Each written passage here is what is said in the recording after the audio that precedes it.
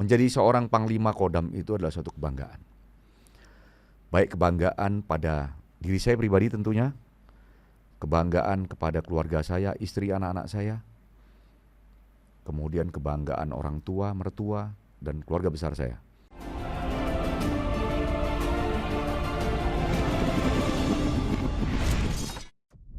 Selamat pagi Bapak. Pagi. Bagaimana kabarnya Pak hari ini? Alhamdulillah sehat. Alhamdulillah.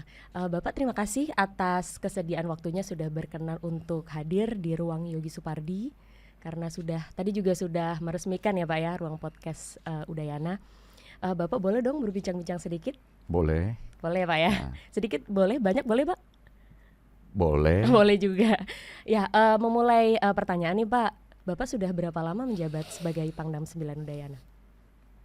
Saya kalau secara skep, artinya skep saya menerima jabatan Pangdam dengan skep saya keluar Pangdam itu 1 tahun 6 bulan kurang ya.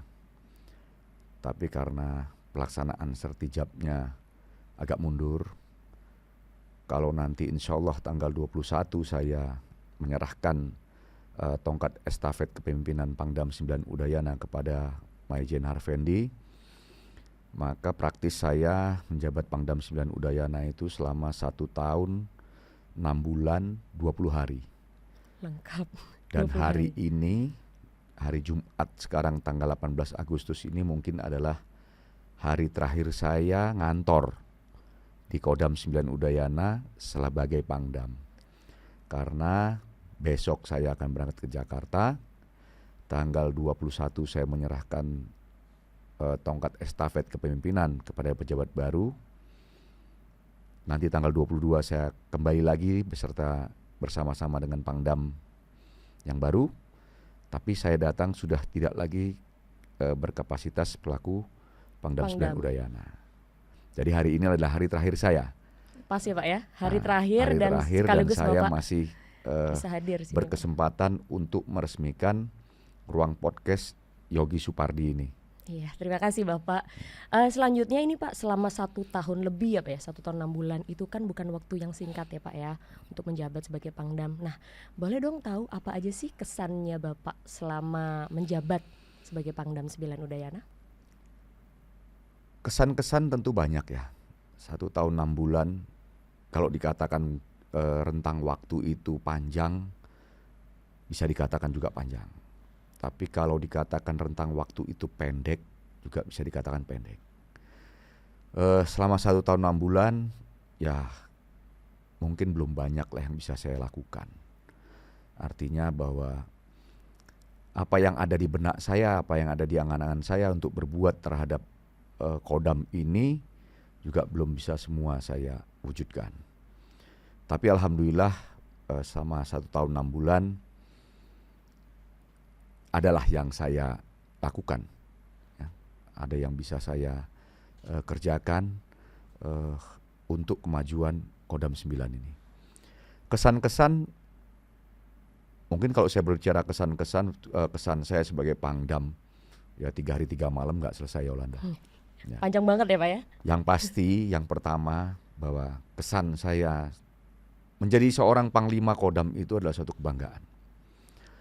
Baik kebanggaan pada diri saya pribadi tentunya, kebanggaan kepada keluarga saya, istri, anak-anak saya, kemudian kebanggaan orang tua, mertua, dan keluarga besar saya. Ya, karena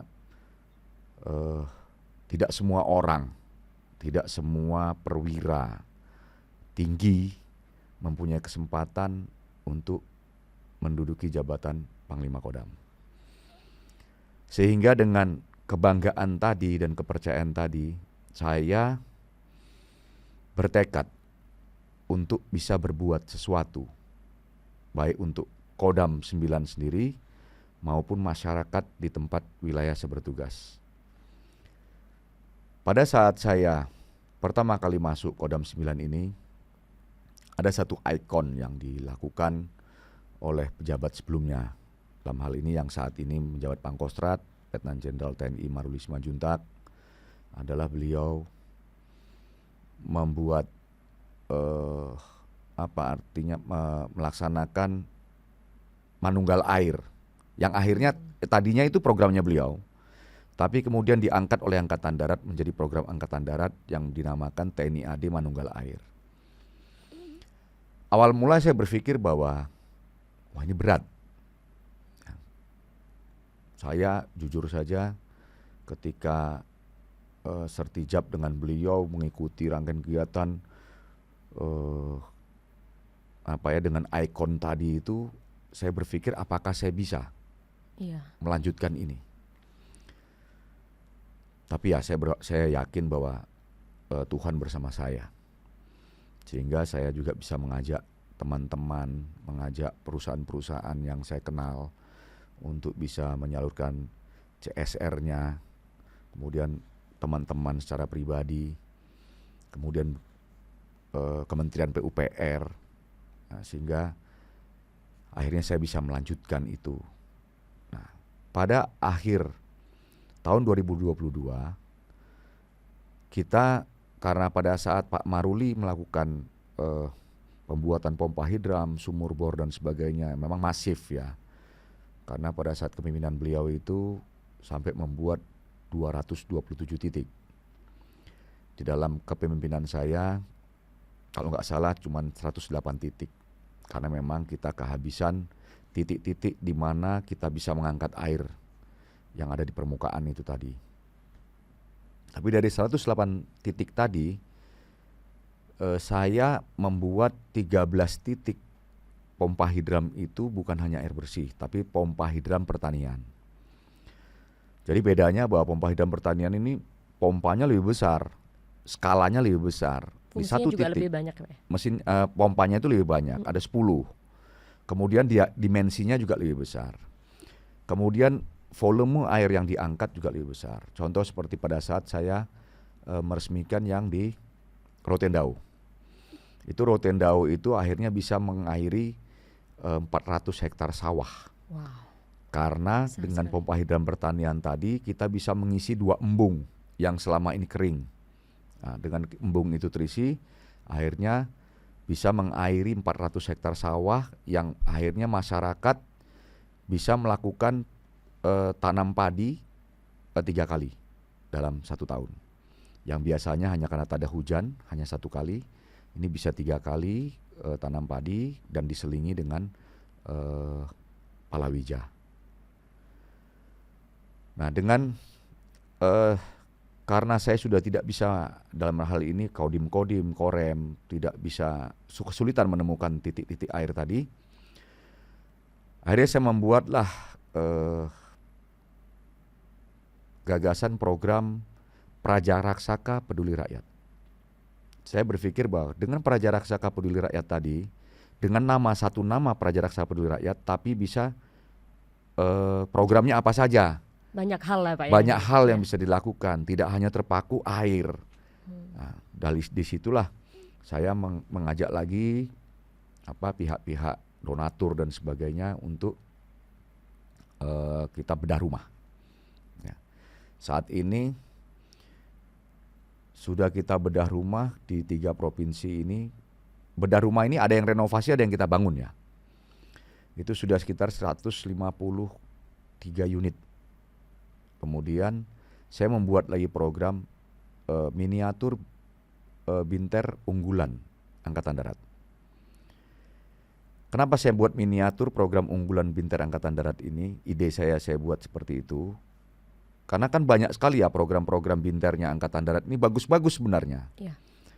Tapi wilayah ini terlalu luas. Republik Indonesia NKRI ini terlalu luas, dari Sabang sampai Merauke, Miangas, Rotendao ini terlalu luas. Sehingga apabila itu semua bekerja, semua kodam-kodam sudah melakukan itu. Tapi karena publikasinya yang kurang, sehingga tidak terpublish dengan baik ke masyarakat. Akhirnya saya punya ide, saya sama-sama dengan Danrem 161, saya buat miniaturnya. Jadi di miniatur itu, di situ ada manunggal airnya, di situ ada RTLH. bedah rumahnya, di situ ada kampung Pancasila, di situ ada pendampingan stunting. Kemudian kita punya aplikasi Prajaraksaka di situ kita aplikasikan. Sehingga dengan binter miniatur tadi itu memberikan gambaran kalau program binternya Angkatan Darat itu dijadikan satu, nah seperti itulah. Artinya apa? Kampung itu menjadi sejahtera. Rumahnya kita benerin, terus airnya kita siapkan, terus termasuk kita memanfaatkan lahan-lahan tidur yang ada di sana. Jadi kita bantu masyarakat ya yang di Sumlili itu, Desa Sumlili, Kupang Barat. Lahan tidurnya kita olah, kita bantu masyarakat memberikan modal awal untuk ditanami jagung, karena di sana kan jagung. Setelah itu, setelah panen, hasilnya kita potong biaya produksi, keuntungannya kita serahkan kepada masyarakat. Kembali lagi Kembali ya Pak ke masyarakat, keuntungannya biasa. kepada masyarakat supaya masyarakat punya modal untuk menanam kembali. Jadi kita tidak memberikan ikan, tapi kita memberikan pancing kepada masyarakat. Nah, kita ambil ongkos produksinya karena itu kan memang dalam hal ini kita yang menyiapkan. Ya. Tapi keuntungannya itu kita berikan kepada masyarakat supaya nanti ini berkelanjutan. Nah, sehingga mereka bisa bercocok tanam, airnya sudah dekat, air sudah dekat Air kata sudah orang dekat, NTT. ya. Kata orang NTT. Nah, itu yang kita. Nah, memang kemarin Danrem berapa kali nelpon saya, minta saya supaya datang ke sana untuk meresmikan. Tapi karena saya harus sudah terima Sintel Panglima TNI di Jakarta, sehingga waktu saya sulit untuk mengatur. Saya sudah sampaikan kepada Pak Arfendi, nanti ya biar Pak Arfendi lah nanti yang meresmikan miniatur program Binter Unggulan itu di Desa Sumlili. Itu untuk pembinaan teritorial. Kemudian ketika saya masuk menjadi Pangdam, saya tahu bahwa tantangan tugas yang terberat ketika itu adalah saya harus menyiapkan pengamanan KTT G20. Ya alhamdulillah karena saya juga berlatar belakang intelijen, sehingga ketika masuk saya membuat pemetaan ancaman. Ya tidak saya sampaikan di sini ancamannya apa saja. Pemetaan ancaman sudah saya petakan selama beberapa bulan ke depan, itulah yang saya lakukan. Ya, saya lakukan untuk mengeliminir kemungkinan ancaman itu datang. Ya alhamdulillah G20 bisa kita ketahui bersama bisa berlangsung dengan sukses, aman. Sukses, tertib, aman, lancar, tidak ada insiden sedikit pun. Ya. Itu tentunya bukan hanya karena Kodam 9 saja, ya itu juga peran serta masyarakat Bali. Ya, masyarakat Bali memang bertekad mau menyukseskan ya KTT G20 ini, nah, sehingga mereka juga membantu kita. Selepas dari G20 ternyata tantangan masih ada lagi. Ya, masih ada KTT ASEAN di Labuan Bajo. Tapi ya syukur alhamdulillah berbekal dari pengalaman yang kita lakukan di G20, ini potretnya kita bawa ke Labuan Bajo, itu juga yang kita lakukan.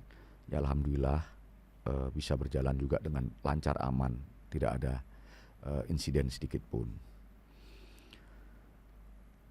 Kemudian ada lagi kesan saya yang paling mendalam, Yolanda. Banyak ya Pak? Banyak. Banyak banget. Karena 1 tahun 6 bulan itu ya dibilang panjang-panjang, dibilang pendek-pendek kan. Saya belajar dari prajurit. Jadi ketika saya kunjungan ke Batalion 741 yang di Negara ya. Negara. Kebiasaan saya setiap saya datang ke kesatuan, apalagi itu kesatuan Satpur Banpur, saya pasti selalu nanyakan gaji yang mereka terima. Ya. Saya pada saat ke Kupang, ke Kompi KKA, saya pernah marah di situ. Ya, karena ada seorang perada yang saya tanya gajinya, ternyata ada potongan kredit, potongan bank. Saya tanya untuk apa? Untuk beli motor. Perada ngapain beli motor? Itu kan barang yang bukan hal primer.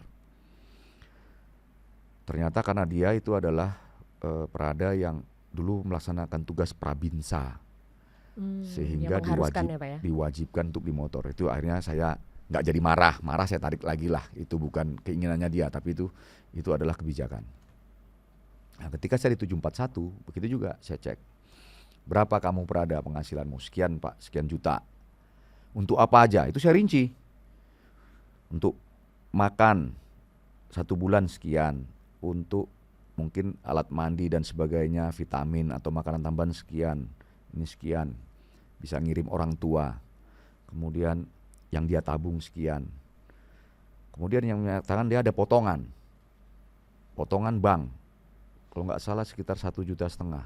Itu saya sudah mau marah lagi itu, kan? Banyak. Kamu Prada mau ngapain? Kamu ngapain apa yang kau hutang ini? Ternyata dia ngambil rumah. Di situ saya hampir menangis. Artinya apa? Dia seorang Prada, seorang Sersan 2, tapi dia sudah memikirkan untuk masa tuanya nanti. Ya. Berangkat dari itulah akhirnya saya membuat program prajurit Udayana wajib memiliki rumah sendiri. Kenapa? Saya dengan otoritas saya selaku Panglima, saya mengajak mereka supaya mereka nantinya ketika di masa tuanya, di masa pensiunnya, mereka siap. Mereka sudah punya tempat tinggal. Paling tidak kan tempat tinggal itu suatu kebutuhan yang primer, mendasar banget. Yang mendasar. Nah, inilah yang saya tidak ingin banyaklah contoh kita lihat di tempat-tempat jangan sampai terlena lain. Ya Pak ya. Karena terlena, akhirnya sudah pensiun, masih nempati rumah dinas, yang akhirnya mau nggak mau kita usir. Ya. Nah, inilah yang sering saya lihat di tempat-tempat lain, tapi saya diajari oleh prajurit Udayana. Dan saya laporkan kepada Kepala Staf Angkatan Darat. Ya. Dan saya bilang, saya sudah beberapa tempat Pak, saya muter-muter, saya diajari sama prajurit saya, prajurit Udayana ini seperti ini. Walaupun ya mohon maaf ya, di Udayana ini wilayahnya ya tidak terlalu menguntungkan. Iya. Ya, tapi anggotanya saya lihat luar biasa, semangatnya. Ya. Ya, saya kadang-kadang saya terharu lihat anggota saya dengan situasi wilayah yang tidak terlalu mendukung, tapi mereka masih punya dedikasi, masih survive, mereka masih terus bisa. motivasi, terus semangat kerja yang tinggi. Nah, itulah. Ya. Itu mungkin ya kesan-kesan yang paling mendalam lah. Yang paling mendalam, tapi sebenarnya banyak lagi ya Pak ya. Ya banyak lah, kalau kesan yang lain sih. Kalau kesan yang lain sih saya gini ya, saya nikmatin lah dinas di sini. Saya anggap aja nih liburan. Ya. Orang ke Bali itu paling kenceng 2 minggu kan. Iya. Ya, itu kalau banyak banget duitnya. Ya, tapi saya sampai nanti minggu depan saya menyerah terimakan jabatan saya kepada pejabat baru, saya liburan saya 1 tahun 6 bulan. Kedepannya kan masih bisa lagi Pak, bermain lagi ke sini. Ya, yang pasti kan begini, kalau nanti berikutnya saya datang ke Bali itu suasana liburannya lebih enak, karena nggak ada beban. Tidak ada beban kerja ya Pak ya. Kalau sekarang ini kan 1 tahun 6 bulan saya libur di Bali, tapi kan ada beban kerja, ada beban tanggung jawab. Nah itu. Iya, luar biasa, banyak sekali tadi Pak ya program-programnya. Nah, di antara program itu kan yang sudah dilakukan, itu harapan ke depannya Bapak itu apa sih untuk Kodam 9 Udayana ini, terutama untuk prajurit kita ini Pak? Jadi begini, saya selaku Pangdam, saya punya tanggung jawab, sebenarnya ya tanggung jawab Pangdam itu, saya sebagai Panglima Kodam, saya punya tanggung jawab pertama itu adalah pembinaan satuan. Pembinaan satuan dulu. Kedua baru pembinaan teritorial. Karena pembinaan teritorial ini juga sudah menjadi fungsi utama di Angkatan Darat. Tapi saya tetap utamakan pembinaan satuan dulu. Pembinaan satuan itu ada 6 komponen. Ya. Makanya dalam pembinaan satuan itu ya saya menata lah satuan ini. Ya, saya menata satuan ini. Ketika saya masuk, ya banyak yang harus kita perbaiki. Ya. Akhirnya sedikit demi sedikit, tahap demi tahap, kita bisa punya ruang command center yang saat ini cukup mumpuni. Kita kalau melakukan pengamanan-pengamanan VVIP, kita masih bisa memonitor itu dari command center kita. Ya, karena kan sekarang CCTV ini kan sudah tersebar nih, baik itu Dishub yang masang, Pemda yang masang, atau hotel dan sebagainya, sehingga kita monitor itu sudah kita bisa bisa dari pantau juga ya Pak kita ya di bisa sini? pantau dari command center kita. Tadinya kita nggak punya itu. Ya, ya ada jalan. Akhirnya saya dapat bantuan dari Pemda Kabupaten Badung. Akhirnya kita sekarang punya command center. Ya, saya ingin menata satuan ini bisa lebih baik. Kemudian Kodam 9 Udayana ini senang tidak senang, tugas terkandungnya adalah pelayanan. Ya, karena tamu tidak pernah berhenti. Iya, Ya, selalu tidak pernah ada berhenti, aja ya Pak ya? selalu ada. Sementara kita keterbatasan kendaraan, ya, terutama kendaraan VIP. Makanya selama saya 1,5 tahun ini saya berupaya ya untuk mencari lah. Itu tadi kembali lagi kepada CSR, pada donatur. Ya akhirnya kita punyalah. Jadi akhirnya kita sudah punya beberapa kendaraan VIP, sehingga ketika ada tamu dan sebagainya kita tidak terlalu kalang kabut, tidak terlalu kewalahan untuk melayani itu. Mungkin itu yang bisa saya lakukan. Ya, makanya saya bilang kalau dikatakan panjang, masih banyak sih angan-angan saya. Tapi tentunya kan jabatan itu berbatas waktu. Ya. Ya, sehingga saya berharap nanti pengganti saya, ya kebetulan saya juga sangat berbahagia karena pengganti saya adalah Pak Arvendi. Beliau pernah sempat menjadi Kasdam di sini di saat saya menjadi Pangdam awal, sehingga saya yakin bahwa beliau akan bisa melanjutkan apa yang sudah dirintis mulai dari Pangdam sebelum saya sampai yang saya lakukan sekarang, dan insya Allah nanti akan dilanjutkan oleh beliau. Dan saya sudah berbicara banyak dengan beliau ketika di Jakarta, artinya sudah saya sampaikan semua. Jadi ya mudah-mudahan Kodam 9 Udayana nanti ke depan akan lebih sukses, akan lebih gilang gemilang di tangan beliau. Dan tugas Kodam 9 Udayana ke depan ini juga belum berhenti. Ya.